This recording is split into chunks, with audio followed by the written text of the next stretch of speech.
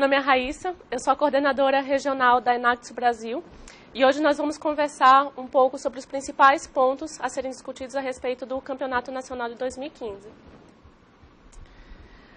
Assim como nos mundos dos negócios, a Enactus acredita que a competição ela pode estimular a criatividade, o desenvolvimento de habilidades e a recompensa pelos resultados.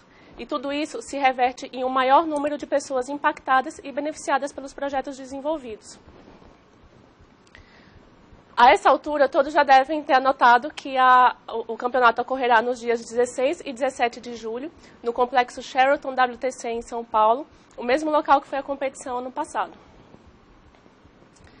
As inscrições elas já tiveram início e elas vão se encerrar já no próximo dia 31 de maio de 2015. Então, não deixem para a última hora, tentem fazer as inscrições ainda o mais cedo possível. Para os times competidores, serão disponíveis 25 vagas ao todo. Dessas 25 vagas, 20 serão destinadas para os alunos Enactus e para os professores conselheiros, e 5 delas para os membros do board, famílias e amigos convidados. Para os times observadores, serão apenas 5 vagas que serão destinadas para os professores conselheiros e para os alunos Enactus.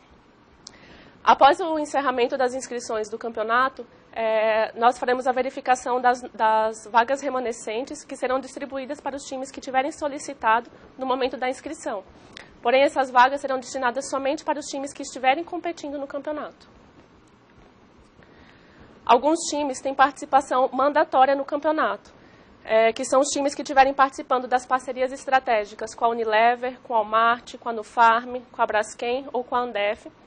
Esses times devem participar do campeonato obrigatoriamente, bem como eles devem mencionar o projeto durante a apresentação e a parceria com a empresa. Além desses, os times que estiverem ativos entre 1º de maio de 2014 a partir de 1º de maio de 2014 e que não tiverem participado do Campeonato Nacional do ano passado, eles também têm participação obrigatória no campeonato desse ano.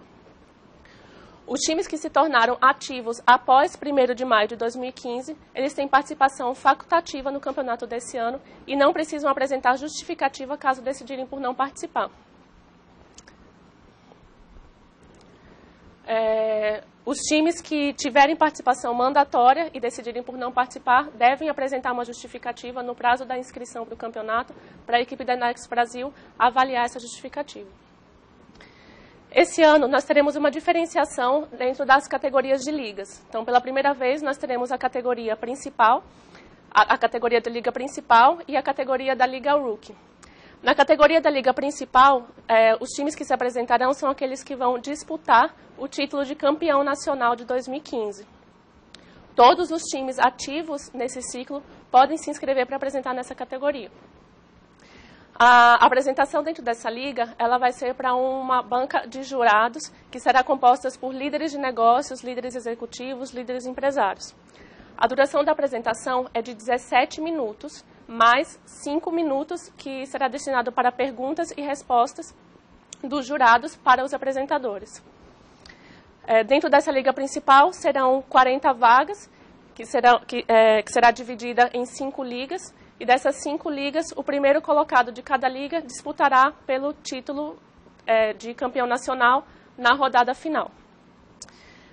Como dica para vocês, fica para vocês assistirem a apresentação no YouTube do campeão dos Estados Unidos. É uma universidade do Havaí, Brigham Young University. Eles apresentaram e ganharam o campeonato esse ano já.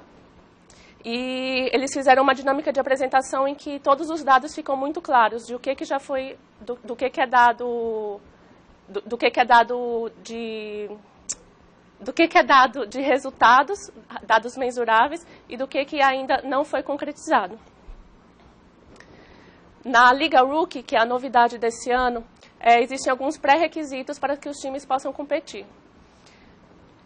Os times precisam ter se tornado ativos entre 1º de julho de 2014 e 1º de julho de 2015, ou seja, o time tem que ter até 1 ano de existência.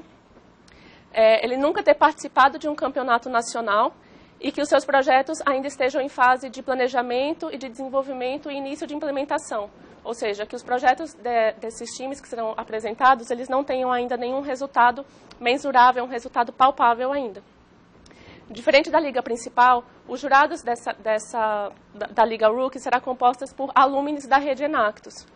E no momento de perguntas e respostas, ao contrário também da liga principal, a duração da apresentação será de 10 minutos e ao invés das perguntas e respostas haverá um momento de feedback e uma troca de informações entre os apresentadores e os jurados. Então, durante os 10 minutos que tiverem de feedback, os apresentadores também podem direcionar algumas perguntas para os jurados para que esse feedback seja bem aprofundado e bem construtivo para que o time dê continuidade ao projeto. Os times que preencherem os requisitos para se apresentarem na Liga Rookie, eles podem também competir na Liga Principal, desde que eles escolham competir somente na Liga Principal. Então, os times têm que escolher apenas uma liga para competir, não pode competir nas duas. Como exemplo, fica a dica para assistir o vídeo da apresentação da John Brown University. Era um time novo e ficou bem claro quais que eram os resultados que ainda não tinham alcançados e quais que eram os dados que ainda era projeção, de forma específica e clara de que aqueles resultados ainda se tratavam de projeção. Então, para o pessoal que for apresentar nessa liga, podem assistir essa apresentação para ter um embasamento de como fazer a construção do texto. Bom, pessoal, sobre a organização do time durante as apresentações, durante a preparação para o campeonato. A principal dica pense no campeonato como um projeto de vocês. Então, se dediquem a fazer um cronograma de apresentação, definir bem responsabilidades, começar desde o princípio, quem vai ao campeonato, quem vai apresentar, como que vocês vão ensaiar, como que vocês vão levantar os dados para preencher o texto, quem que vai ficar responsável para levantar esses dados, quem que vai ser o responsável por preparar a identidade visual da apresentação de vocês, do relatório de vocês. Então, quanto antes vocês tiverem essas atividades e essas responsabilidades bem definidas, mais fácil ficará ao longo do tempo para a organização da apresentação. Para selecionar os apresentadores, não adianta a pessoa querer apresentar somente. Então, muito mais do que isso, tem que ser avaliado qual que é a disponibilidade daquela pessoa. Para apresentar, a pessoa tem que ter uma maior disponibilidade de horas de ensaio, horas de treino, horas de prática. Então, além da pessoa querer apresentar, ela tem que ter total disponibilidade para participar dos ensaios. E, além disso, ter uma boa oratória, mas muito mais importante do que ter uma boa oratória, é preciso avaliar se essa pessoa tem paixão por aquilo que foi realizado. Então, a paixão, a hora de falar, é algo que conta muito durante essa apresentação. Então, tenham isso em mente à medida que vocês forem treinando e escolhendo as pessoas que vão passar todos os resultados do projeto de vocês na apresentação do campeonato. Agora, vamos tratar um pouquinho sobre as documentações que deverão ser enviadas para o campeonato. Todos os times, independente de participar do campeonato ou não, devem submeter o Activity Team Sheet e o Project Portfolio. Essas duas planilhas devem ser enviadas até o dia 1º de maio de 2015, porém, os dados enviados eles poderão ser alterados até o dia 31 de julho de 2015. Então, vocês enviam essa planilha, enviam esses dados com prazo de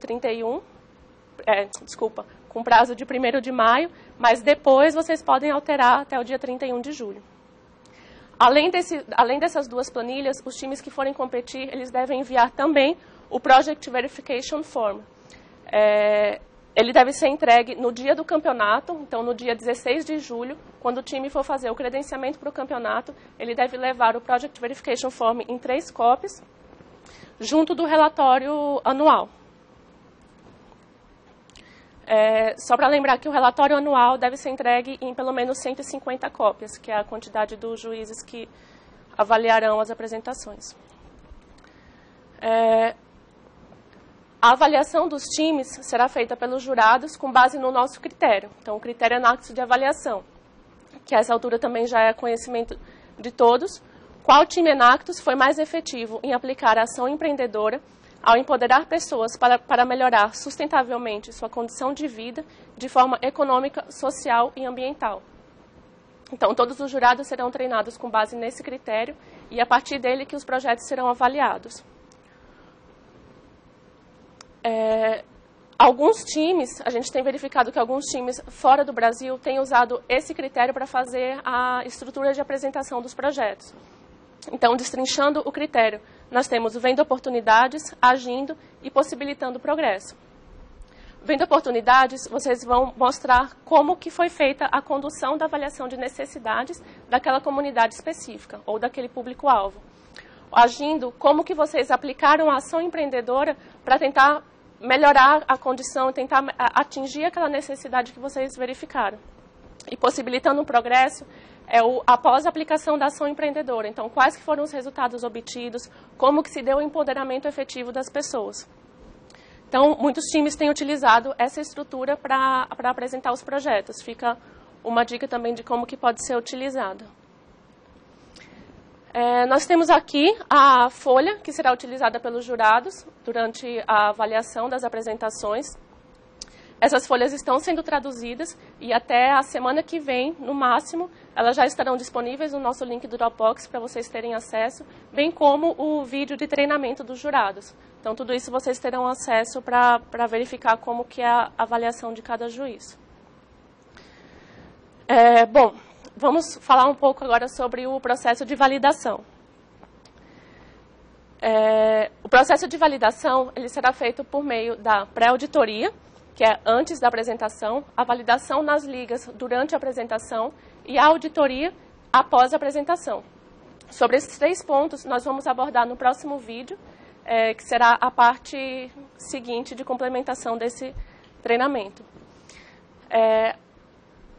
Pessoal, a partir disso, vocês podem entrar em contato com qualquer coordenador. Todos nós estaremos disponíveis, dispostos para auxiliar vocês durante todo esse processo de preparação e de organização para o campeonato. Entrem em contato com o coordenador de vocês, entrem em contato com a gerente de programa.